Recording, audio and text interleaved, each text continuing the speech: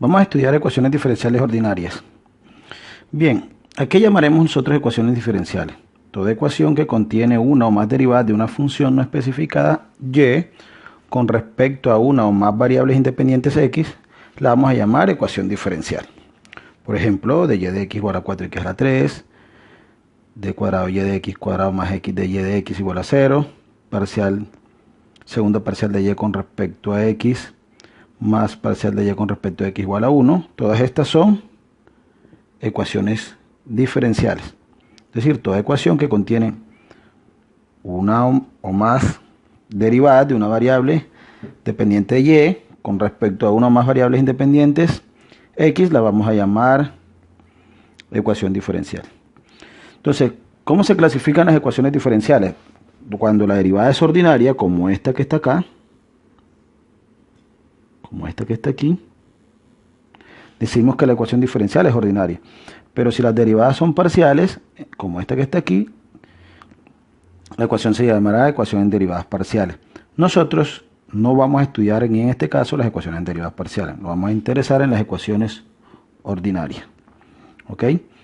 Al orden de la máxima derivada que aparece en la ecuación diferencial, lo vamos a llamar el orden de la ecuación diferencial. Por ejemplo, la ecuación diferencial esta que está aquí, derivada de tercera de y con respecto a x más 4x por la segunda derivada de y con respecto a x más y igual a Euler a la x, será una ecuación diferencial de orden 3. ¿Por qué? Porque el orden de la máxima derivada es 3.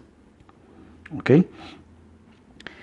Toda ecuación que tenga la forma a sub n por d sub n de y de x a la n más más a sub 1 de y de x más a sub 0 y igual a g de x se dirá lineal de orden n si los coeficientes de las derivadas dependen solo de la variable independiente x. Y las derivadas de la variable dependiente y son todas de grado 1. Diremos que la ecuación diferencial es lineal de orden n. Un ejemplo, la ecuación 5x al cuadrado por derivada tercera de y con respecto a x más 4x de y de x más 5y igual a coseno de x es una ecuación lineal de orden 3. Pero la ecuación diferencial, Euler a la xy de cuadrado y de x cuadrado más 5x cuadrado por de y de x igual a 1, no es lineal. ¿Por qué? Porque el coeficiente de la segunda derivada no depende solo de x, también depende de y. ¿A qué llamaremos solución de una ecuación diferencial? Llamaremos solución de una ecuación diferencial a aquella función que al sustituirla ella y sus derivadas en la ecuación diferencial, el resultado sea una identidad. Por ejemplo, dada la ecuación diferencial, seno de x por y' menos coseno de xy igual a 1, decimos que la función y igual a menos seno de x es solución de la ecuación diferencial. ¿Por qué? Porque si derivamos y, nos daría seno de x, y al sustituirla en la ecuación diferencial nos da seno de x por y' menos coseno de x por y, que es seno de x por seno de x, porque y' es el seno de x, menos coseno de x por menos coseno de x, porque y es menos coseno de x, y eso nos da seno cuadrado más coseno cuadrado, y eso es igual a 1 por identidad trigonométrica. Entonces el resultado, miren, nos dio lo que teníamos planteado. Es decir, al sustituir la función y igual menos coseno de x y su derivada en la ecuación diferencial, el resultado fue la identidad.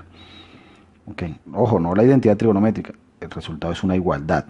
Es decir, nos había dado lo que estamos dando. Al hecho de resolver la ecuación diferencial de y de x igual a f de xy sujeta a las condiciones y de x sub 0 igual a y sub 0, lo vamos a llamar problema de valor inicial.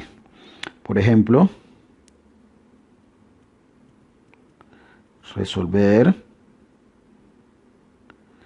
de y de x igual a 3x a la 2, dado que y de 1, o por ejemplo y de 0 igual a 0, de hecho de resolver esa ecuación dadas esas condiciones, lo vamos a llamar nosotros problema de valor inicial. Muy bien, hasta aquí llegó toda la parte de notación y terminología de lo que tiene que ver con ecuaciones diferenciales ordinarias. Nos vemos pronto.